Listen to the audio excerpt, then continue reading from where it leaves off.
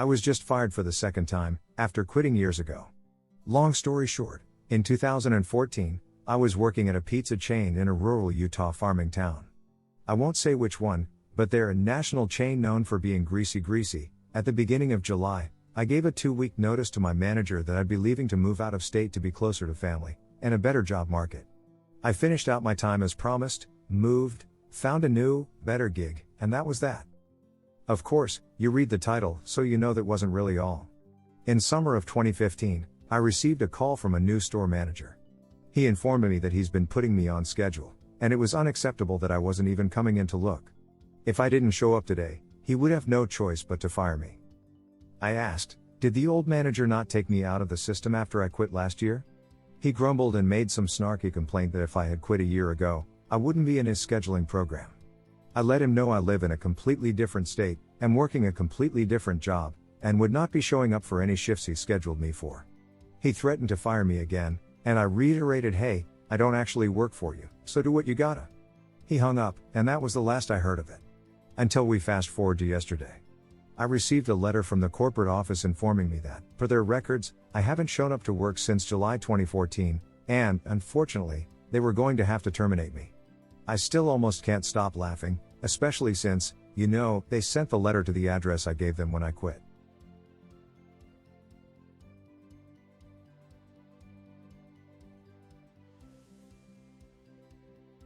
A tactical Karening, the Karen gets Karened. I was witness to possibly the most hilarious Karen interaction I've ever seen. In this, I was just an onlooker, and didn't play a part at all. There are 3 players in this dialogue: K, the Karen, UC, the nicely dressed but unfortunate customer who Karen decided worked there, and HC, the hilarious customer, who... well, it'll all become clear. Yesterday in fact, I went to pick up some groceries at Asda, British company, owned by Walmart but less trashy.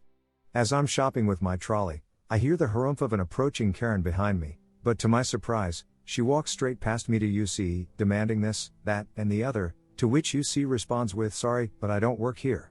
As Karen starts accusing him of lying, etc., I figure that I'll stick around and see what happens. It might be funny, but, if she assaults the guy or accuses him of something, I'll be a witness. As I'm listening to UC reiterate that he doesn't work for Asda, and Karen repeatedly accuse him of lying, another customer, HC, comes past and addresses the Karen in a big booming voice, finally a manager. He booms at her, some woman just accused me of not helping her when I'm a customer here. Now, what are you going to do about it? Oh, the irony, Karen turns to HC and says, what? I'm not a manager. What do you, but gets cut off mid-sentence by HC, of course you're a manager. I've seen you talking to customers. Now you are going to help me. Karen tries to explain that she was talking to UC, who she says works there, but in the confusion, UC had wisely ducked out, leaving Karen saying, I was talking to. As she gestures at an empty space. Suddenly she is alone. HC, well, hanging around speaking to staff isn't very professional, is it? You should be doing your job, helping customers. Starting with me. Karen then just screams, I don't effing work here. F off. And walks off, clearly upset, abandoning her shopping trolley, that's a shopping cart to those who live in the States, in the process. UC, who's been waiting on the next aisle, walks back at this point, and says, ah, she's gone. Yeah, well, says HC, that got rid of her. Smiles vaguely and just continues shopping like nothing had happened. HC, whoever you are, you're a effing legend.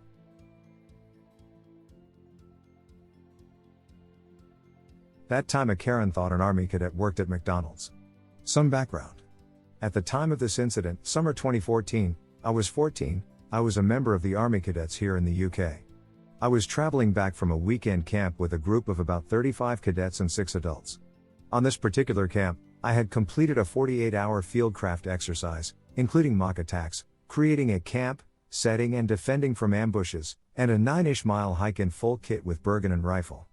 Out of the previous 72 hours, I had slept for maybe 3 and consumed so much caffeine, at one point, I could hear my eyeballs moving. While on the coach home, my friend had doodled on my arm, so I had some quite intricate patterning visible on my hand when I rolled my sleeves down. After about 3 hours on the bus, we stopped at some services for food, and a toilet break. Important note, I was dressed in my full cadet uniform, which was camouflage combats and smock and shiny black boots, complete with rank slide and beret. Cast.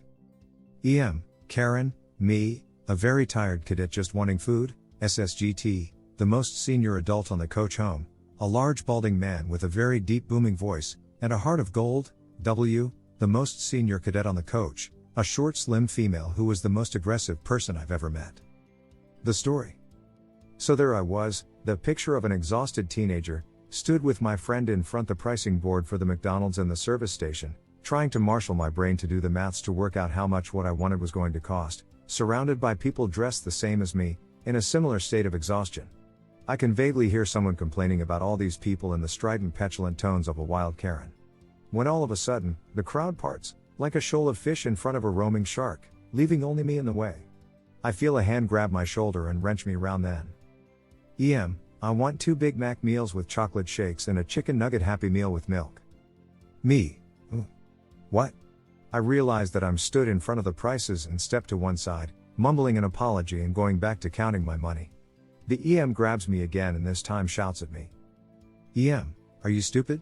I said I want 2 Big Mac meals with chocolate shakes and a chicken nugget Happy Meal with milk. I stare at her blankly then say I'm not stupid, I don't work here. EM, I don't care. Get me my food now. At this point, I just kinda lose it. Miss, I don't know who the F you think you're talking to, but don't you think it's a bit weird how the workers wear gray and I'm wearing camo? And you know? I've got drawings all over my arm? Or is your head so far up your arse, you can't tell the difference? Now, I have had an exhausting weekend, and I am going to get my food. If you touch me again, I will defend myself. All the shouting had attracted the attention of W. W, you/spooky_shadow man, what's going on here? Me, I don't bloody know Sart. I point to EM, this woman just grabbed me and yelled at me, so I yelled back, I just want my food. W nodded, then gestured me towards the ordering counter. W, ma'am, I'm gonna have to ask you to step away from my cadets. W placed herself between me and EM. EM now loses her mind, and goes into a screaming fit, yelling about disrespect and duty. W, not to be outdone, begins shouting back about how EM should respect the cadets, and at her SSGT, who shouted loud enough that I could feel it through the floor. SSGT, enough. Sergeant W, go order your food. Now. He wheeled to EM, who was shocked into silence. As for you, I suggest you wait elsewhere until we are all gone. EM, but, I'm the Vic. SSGT, I saw everything. Now leave. EM scurries off and that's the end of it. SSGT and W both checked if I was okay, then left me to my meal. I don't work here, but neither does anyone else. This is actually my husband's story to tell, but he isn't on Reddit, so I will tell it on his behalf. We'll call him Harry for this story. About 15 years ago, Harry was working on the landscaping in our yard and needed to buy several bags of mulch, so he headed off to the garden center of one of the large home improvement stores near us. It was peak gardening season, and they were sold out, so he headed to another. They were also out. Third time is the charm, the third place had them, but the pallet within reach was empty. There were a couple pallets about 6 feet up on a shelf, but definitely out of reach. Now, Harry's patience is running thin after driving around from store to store in heavy traffic, and of course, he sees no garden center employees in sight. He does finally see a pole with a phone on it that a customer can pick up to be connected to someone at the customer assistance desk up front, so he tries this. Someone answers, and he explains what he needs. They tell him they will page someone to assist him. He hangs up and hears the page. He waits.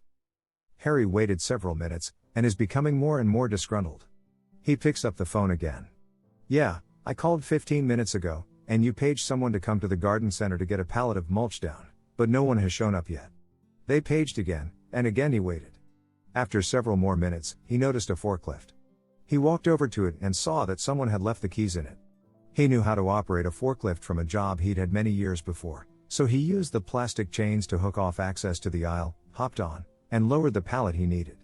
He left the forklift, and as he unroped the aisle, a man asked, "Sir, will you get that fertilizer down for me?"